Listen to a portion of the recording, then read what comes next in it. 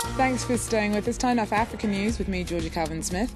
Tonight, peacekeepers and Christian militia battle each other near Bangui Airport. Anti-Balaka fighters try to prevent Chadian forces evacuating terrified Muslim civilians. Also, amidst more attacks in the north by Islamist group Boko Haram, we speak to one analyst about the conflicting views on the Nigerian military's success in the battle against extremism. And we hear from our correspondent on the eve of Libya's vote for the 60 people to be responsible for drafting the country's new constitution. First up, panic was sparked at a refugee camp near Bangui on Wednesday after heavy fighting broke out near the airport. Passengers arriving in the Central African capital from Cameroon were forced to disembark amidst the crackle of gunfire as Christian militia battled Chadian soldiers trying to evacuate terrified Muslim civilians. Nicholas Romain has more. It was a strenuous day for the MISCA African forces.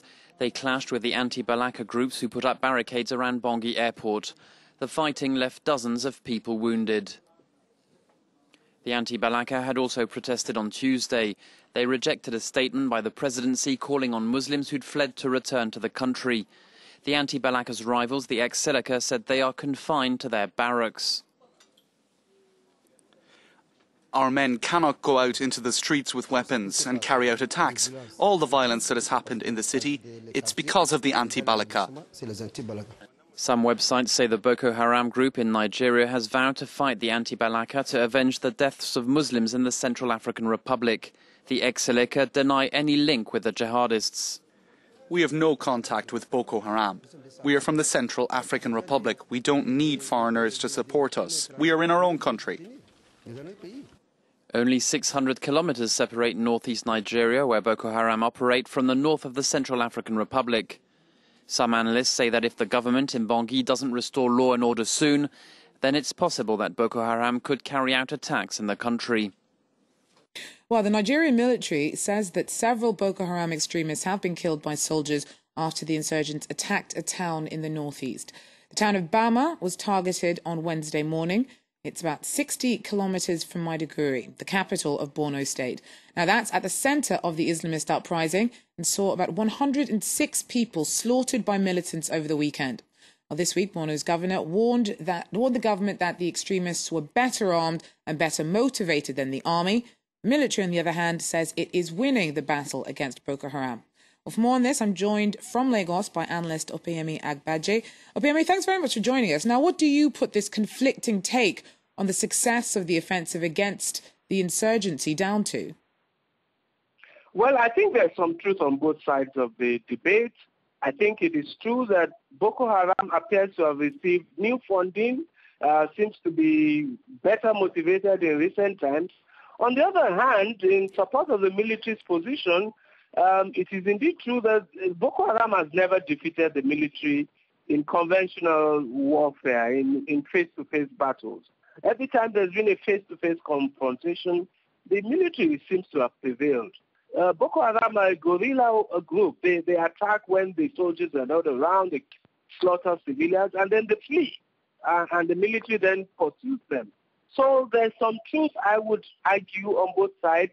The critical question is Boko Haram seems to have received new funding, and that's where the military should be and the government should be investigating. Where is the money coming from? Now, you're saying the government should be doing more with elections up next year and public dissatisfaction with the government's handling of a number of issues beyond just Boko Haram, all this mounting. Abuja must really be feeling the pressure to be seen to be getting a handle on the fight back against Boko Haram.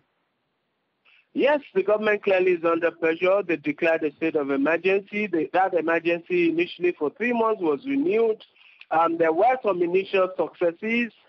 But now it seems, like I said, that Boko Haram is now on the offensive once again, and they've widened the scope of operations across Borno, Adamawa, and Yobe states, and they're killing people now in 50s and 100s. So it's a much more drastic situation. But beyond Boko Haram and the northeast, the government is under pressure from probably many other sections of the country, except of course, that it's the Boko Haram that has taken to terror.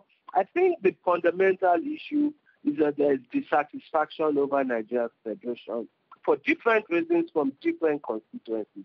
In the Niger Delta, over the oil, over control of oil resources. In most of the north, over loss of power since 1999. In the west and parts of the east, they want greater regional autonomy. So there are fundamental discussions that Nigeria should be having about the state of the federation.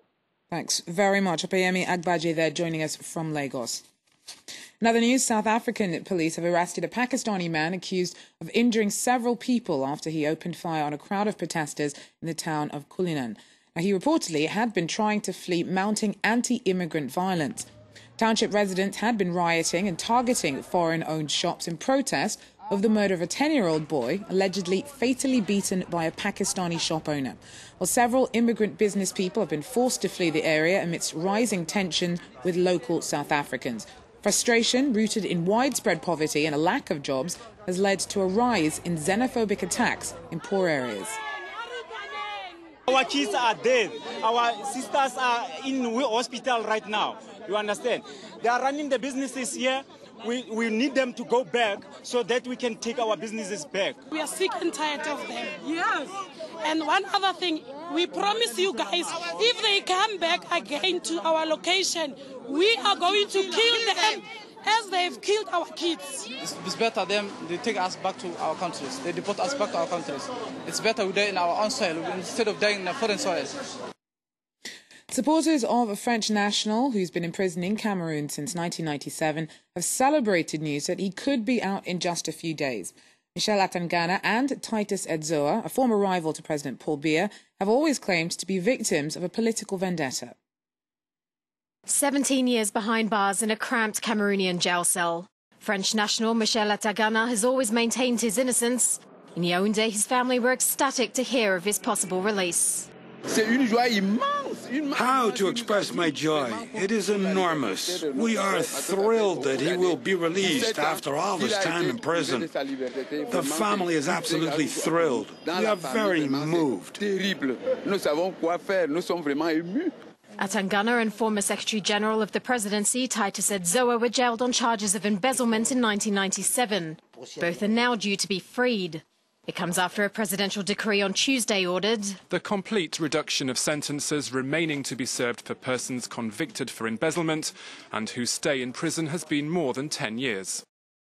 Atangana first arrived in Cameroon in 1994, working as a go-between for French companies developing infrastructure there. 3 years later, both he and Edzoa were convicted for stealing more than €1.5 million in public funds. A close personal friend of President Paul Biya, Edzoa had just announced he himself was running for president. Atangana was to be his campaign manager. The men were arrested, faced expedited trials and sentenced to 15 years in prison. Cameroon is officially dubbing the sentence reductions a humanitarian act and part of the lead-up to the country's 50th anniversary of reunification. On Thursday, Libyans will elect the 60 people to be responsible for drafting the country's new post-revolutionary constitution. But the vote will be held against a backdrop of national security challenges, coup threats, deadly tribal clashes in the south and assassinations in the east. And authorities have had limited success in reining in the disorder. On the eve of polling day, our correspondent takes a closer look at the hurdles still faced by Libya. At a Tripoli suburb polling station, some final preparations for the constitutional elections. Despite weapons proliferation being an issue in Libya, the Election Commission are confident all steps have been taken to ensure safety. I guarantee that weapons won't enter the polling stations. With regards to the voters, they will not be allowed to carry any weapons at all. On the signs, there are 3 things not allowed: carrying weapons, use of mobiles and talking. Of course, the army will also be involved in securing the country as a whole, beyond the centres, in case of emergencies. But God willing, it will all be fine. Sami Sharif, a candidate who withdrew from the electoral race, is unconvinced. We all know the government is relying on the police and the army, but we know that they're not present. The security situation in Libya is not reassuring. Maybe some people believe that the proliferation of weapons creates a balance of power, but that's dangerous. The government talks about guaranteeing safety in slogans and speeches, but it isn't doing that in reality. For political analysts, lack of security is less of an issue on voting day and more of how people have come to perceive it. People have been preoccupied by security more than they have been following the electoral debate for these elections. So people are more concerned about kidnappings, thefts, stealings, bombings than they are about the candidates they're electing. There's a total sense of disenchantment towards the political process because of the violence that is occurring across the country. This disenchantment may come to have an indirect impact on the constitutional process in the long term. Well, that wraps up African News from me, but I will be back with more in about 45 minutes. Stay with us, though. We'll be back with more news and headlines from around the world. Take care.